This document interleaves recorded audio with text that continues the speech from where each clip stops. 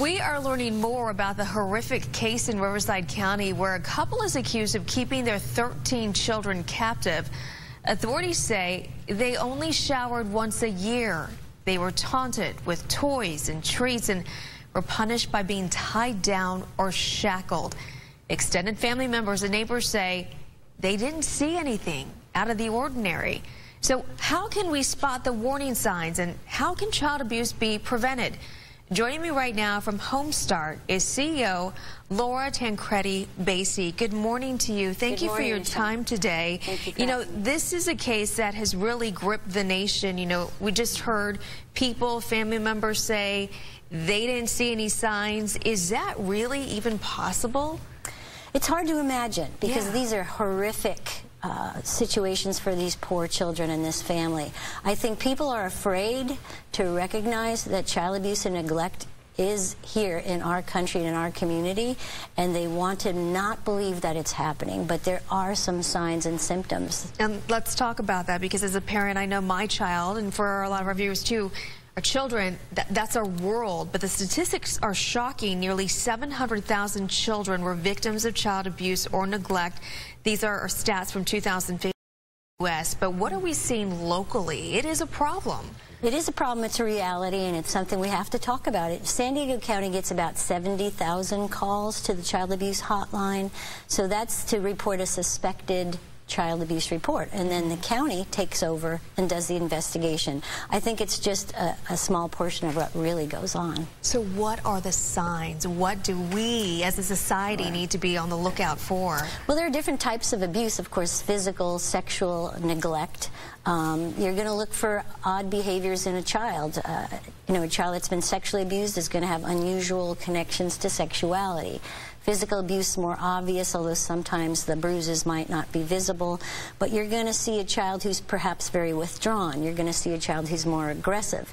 Clearly, with neglect, they're going to be hungry a lot. They don't look like they're clean. They might be wearing the same clothes time after time.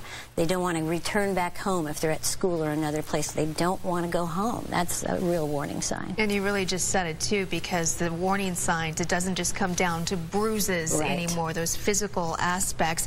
Talk about what your organization does, Home Start. It is a nonprofit, and how you guys step in to help. Well, we've been in San Diego for 45 years, and our mission remains the same since then. It's about preventing child abuse and neglect and strengthening families who have some risk factors. We really want children to be safe and to be nurtured, and that's our vision, and we have about 7 different program areas, from prevention and early intervention, housing, supportive services, all the way to therapy, using evidence-based methods of providing therapy for children or families who have experienced abuse or neglect or some kind of trauma. And I know you can't speak about the specifics of this case, but what kind of help, even treatment, do you think these siblings are getting right now, you know, from allegedly being abused physically and mentally? I mean, where do you begin to even help these children? Well, you know, it breaks everybody's heart, but there are some treatments out there that are proven to be effective. So when we say evidence-based, it's been researched. So cognitive behavioral trauma behavioral therapy. So with children, you have to address the trauma. So CBT, which is trauma-focused cognitive behavioral therapy, helping those children process the enormous trauma they've experienced in a safe and a nurturing place is one example. But of course, it depends on the age of the child.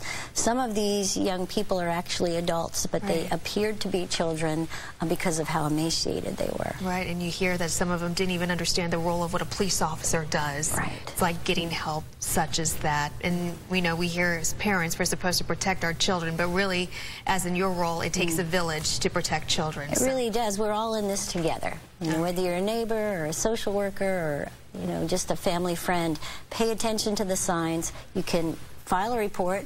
It's always anonymous, so they won't know who filed that child abuse report. And how can people find out more about what you guys do and the work you guys do here in our community? Oh, check our website, www.home-start.org. Get involved. Give us a call. You can see our website. We have all kinds of information about our programs and our services, and we take volunteers for all kinds of things. All right, Laura, thank you so much for your time. Thank you for having me, Michelle. All right, Heather, we'll send it back to you.